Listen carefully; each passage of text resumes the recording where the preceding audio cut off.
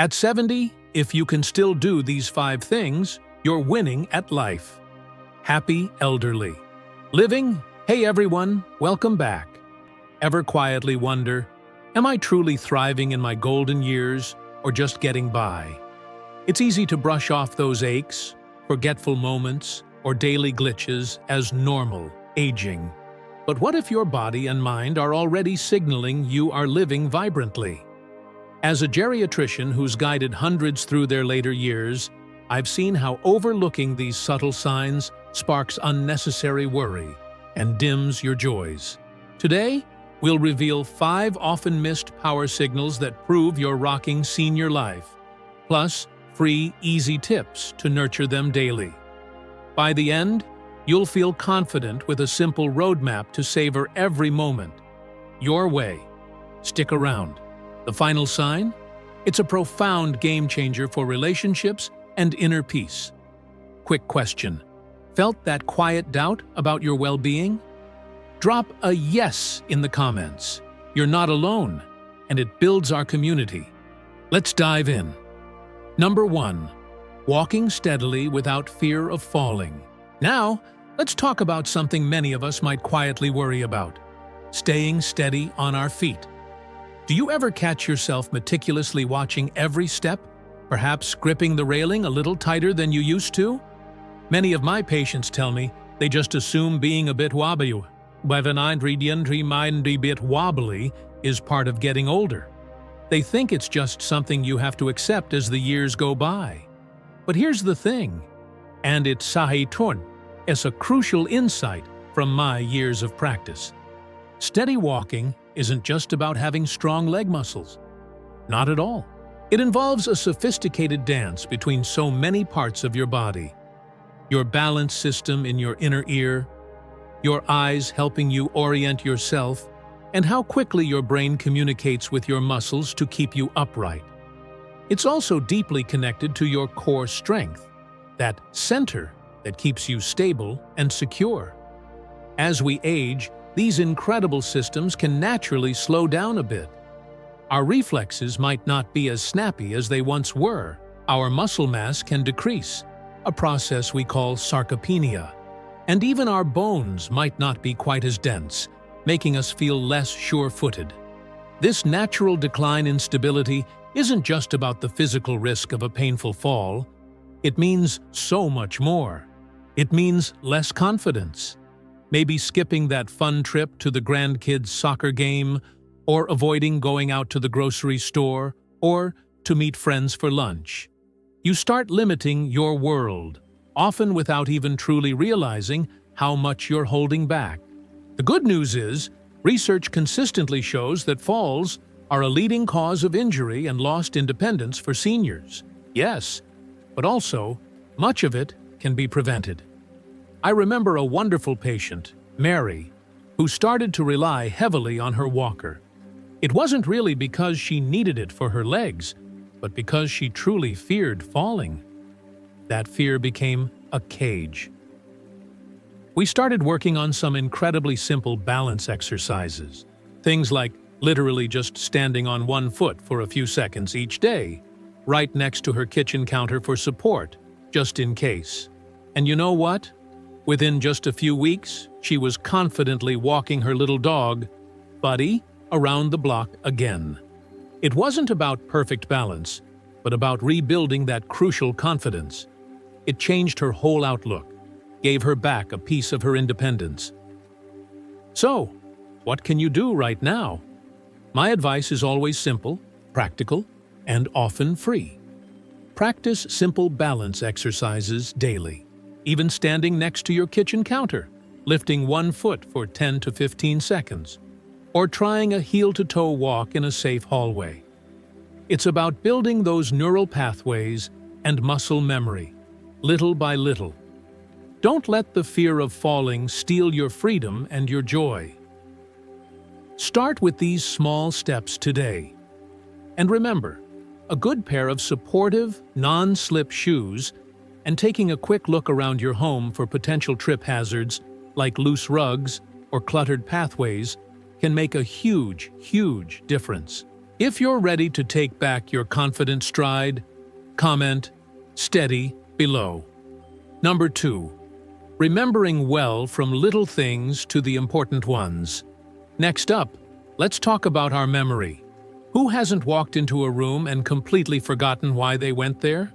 Or momentarily drawn a blank on a familiar name? It's so easy to dismiss these moments as simply old age, isn't it?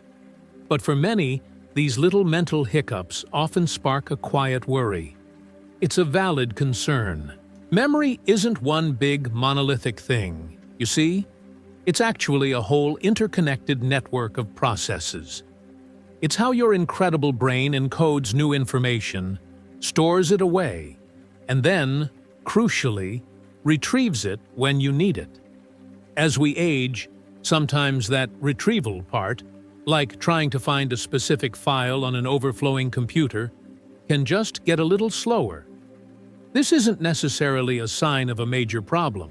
Often, it's just our brains working diligently to process a lifetime of information, and it simply takes a moment longer to sift through it all.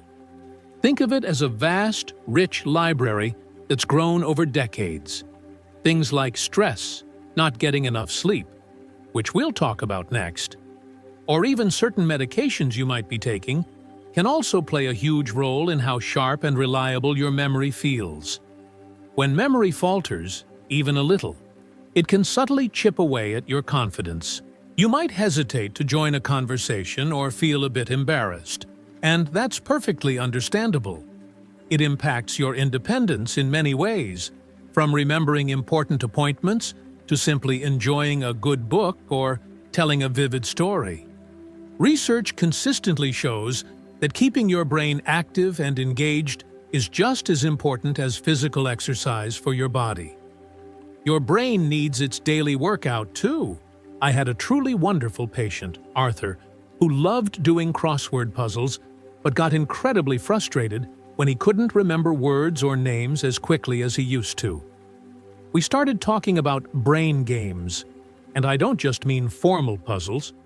We talked about actively trying to recall details from his day, really thinking about what he had for breakfast, telling detailed stories to his grandkids, or even trying to learn a new, simple recipe from scratch. It wasn't about perfect recall, but about staying mentally agile, keeping those connections firing. He told me, with a twinkle in his eye, "Doc, I don't remember everything perfectly, but I feel sharper, more alive, and I truly enjoy life so much more now."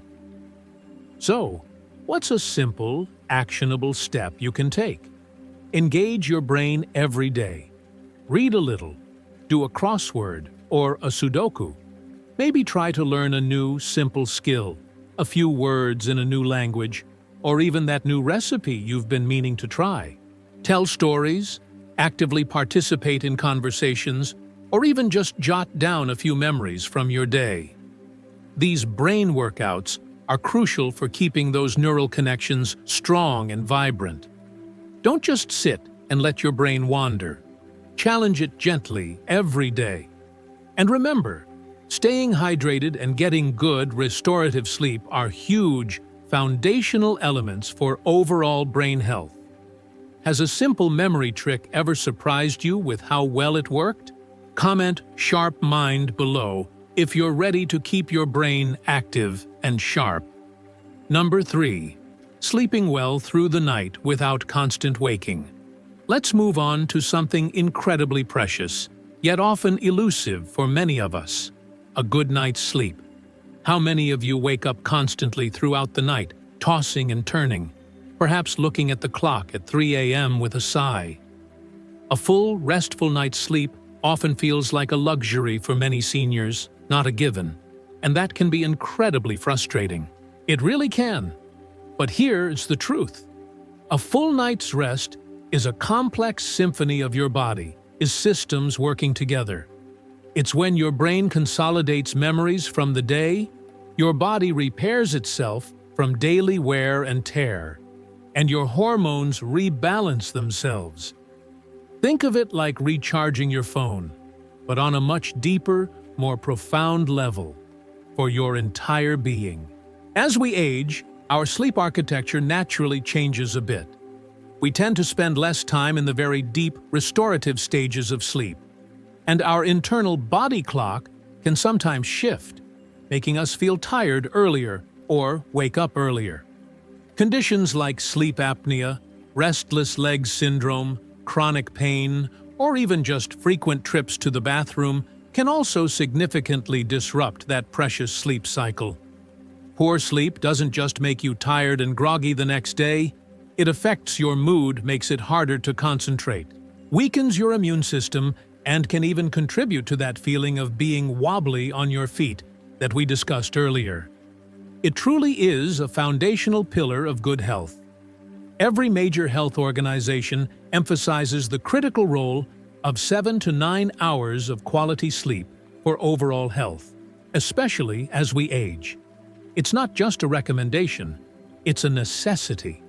I had a patient named George, a lovely man, who was absolutely convinced he just didn't need much sleep anymore. But he was constantly irritable, had trouble focusing on simple tasks, and just wasn't enjoying his usual hobbies. We didn't jump to medications. We simply focused on what I call sleep hygiene. Establishing a consistent bedtime and wake-up time, dimming the lights an hour before bed, and cutting out that late-night news and screens. Within just a month, he was consistently sleeping 6 to 7 solid hours, waking up feeling refreshed. He called me, so excited, and told me, "Doc, it's like I got my old self back. I didn't realize how much that bad sleep was stealing from me." So, what can you do? Establish a consistent bedtime and wake-up time, even on weekends. Create a relaxing bedtime routine that you truly look forward to. Dim the lights, maybe take a warm bath, or read a good old-fashioned book. Definitely not a screen. Make your bedroom dark, quiet, and cool. These factors are incredibly important. And try to avoid heavy meals, caffeine, and alcohol too close to bedtime. Prioritize your sleep. It's not a luxury. It is essential for your health and happiness. If persistent insomnia or pain is an issue that just won't let up, please talk to your doctor. Sometimes there are simple solutions or minor adjustments we can make to truly help you get that restorative rest you deserve. If you found a secret to better sleep, something that really works for you, share your sleep tip in the comments below. Number: enjoying your meals and finding food appealing. Now, let's talk about one of life's true, simple pleasures. Food. Have you noticed lately that food just doesn't taste quite the same? Or perhaps you've lost your appetite a bit? Food just isn't as appealing as it used to be, is a common complaint I hear in my office. And it can be a silent concern for many seniors and their families, often unaddressed. But why does this happen? Appetite and the genuine enjoyment of food are far more complex than just our taste buds. It involves your keen sense of smell, how well your digestive system is working, your hormone balance, like ghrelin, the hunger hormone, and even your overall mood. Food is, of course, essential fuel for our bodies, but it's also a deep source of comfort, connection, and joy. As we age, our sense of taste and smell can indeed diminish a bit. Our digestive system might slow down, making us feel full quicker or causing discomfort. And it's true, certain medications can also affect our appetite or even alter how food tastes. Sometimes, a lack of social interaction around mealtimes can also subtly make eating less enjoyable. When you don't truly enjoy your food, you might not eat enough, or you might unintentionally choose less nutritious options simply because they're easier or faster. This can lead to unintended weight loss, low energy, and even make you more susceptible to illness. More than that, it takes away one of life's most fundamental, everyday pleasures, impacting your overall quality of life. Good nutrition is vital, absolutely vital, for maintaining muscle mass, bone density, and a strong immune system in our later years. It's the foundation for staying strong and active. I remember a kind gentleman, Robert, who started skipping meals because, as he put it, everything tasted like cardboard. It was heartbreaking to hear. We focused on finding simple ways to make food more appealing again. We experimented with new herbs and spices to boost flavor without adding too much salt. Focused on brightly colored fruits and vegetables for visual appeal, and even tried having smaller, more frequent meals. His family started eating dinner with him more often, making it a more social and engaging experience. Suddenly, food wasn't just sustenance for Robert. It was a connection, a reason to gather, and a joy again. It truly brought a smile back to his face. So, my practical advice for you is this. Focus on nutrient-dense, flavorful foods. Don't be afraid to experiment with herbs and spices to truly boost the taste. Try those smaller, more frequent meals if larger ones feel overwhelming. And if you can, make mealtime a social event. Eat with family or friends whenever possible. Human connection makes food taste better. And of course, ensure you're drinking enough water throughout the day. Hydration affects everything, including your appetite. Don't underestimate the power of a good, joyful meal. Savor your food. Savor your life. If you're experiencing a persistent lack of appetite or any unexplained weight loss, it's always wise to discuss it with your doctor to rule out any underlying issues. What's your favorite meal that still brings you immense joy? Comment "delicious" and share it with us. Number 5, staying calm in the face of strong emotions. Finally, let's talk about perhaps the most profound sign of a life well lived in your senior years: staying calm even in the face of strong emotions. Do you ever feel like emotions just hit harder now? Or find yourself reacting more strongly than you'd like? It's easy to think that getting grumpy or easily frustrated is just an unavoidable part of getting older, but I'm here to tell you, it doesn't have to be your default. Our emotions are powerful forces, no doubt, but being able to pause, take a breath, and choose your response instead of just reacting impulsively isn't about not feeling those emotions. Oh no. It's about your brain's prefrontal cortex, that rational, wise part of your brain, staying in charge, rather than letting the more impulsive, often overwhelming emotional centers take over. Life throws a lot our way, doesn't it? And as we age, we often deal with more loss, more changes, and sometimes more physical discomfort. This can naturally make us more susceptible to feeling overwhelmed, more easily irritated. But here's the beautiful paradox. Decades of life experience also equip us with incredible resilience, wisdom, and perspective. Often without us even fully realizing we possess them. When emotions dictate your actions, it can strain precious relationships, lead to regret, and significantly diminish your inner peace. It makes you feel out of control, rather than the wise, experienced, and thoughtful person you truly are. Mindfulness and emotional regulation practices have been shown to significantly improve mental well-being and life satisfaction across all age groups, but they are particularly powerful for seniors. I remember my patient, Nancy, a truly vibrant woman who sometimes told me she felt like a grumpy old lady, easily irritated by traffic or long lines at the store. We talked about a simple technique, taking a 5-second pause before reacting. Just a deep breath, a moment of stillness. She started practicing it, not perfectly at first, but she kept at it. And after a few months, she told me, with a radiant smile, "Doc, it's like I have a superpower now. I still feel the frustration, but it doesn't own me. I can choose to smile instead of scowl, or just let it go." That, my friends, is true wisdom in action. So, my practical advice for you is to practice that 5-second pause. When you feel a strong emotion rising, simply take 5 slow, deep breaths before you speak or act. Engage in mindfulness. Pay attention to your senses. Truly listen to a favorite piece of music. Spend some quiet time in nature, or just notice the simple act of drinking a cup of tea. Identify your emotional triggers, those things that tend to set you off, and find healthy ways to cope, like talking to a trusted friend, journaling your feelings, or spending time on a beloved hobby. You have a lifetime of wisdom within you. Let it guide your emotions. Don't let them guide you.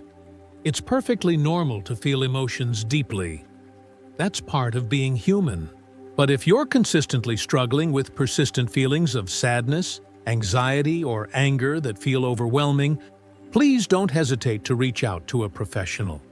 There's immense strength in seeking support, and help is absolutely available. What's your personal secret to staying calm and centered? Comment "peaceful" below if you're practicing emotional wisdom in your daily life. As we wrap up, let's reflect. Remember those quiet doubts about just getting by in our golden years? Today, we've uncovered 5 powerful signs you're truly thriving. From steady walks and sharp minds to restful sleep, savoring meals, and emotional calm. These aren't small. They're the foundation of vibrant, independent joy. It's the everyday wins that build our health and happiness. No grand gestures needed, just honoring yourself daily. What resonated most? Now, your turn. What's one simple commitment you're making today? Stand on one foot while cooking. Listen to music for 10 minutes. Or savor my next meal. Share in the comments. Let's inspire each other. If this sparked value, hit like to help spread the word. Subscribe to join our supportive community for more wisdom. And share with one person who needs this hope. It could change their life. Thanks for watching.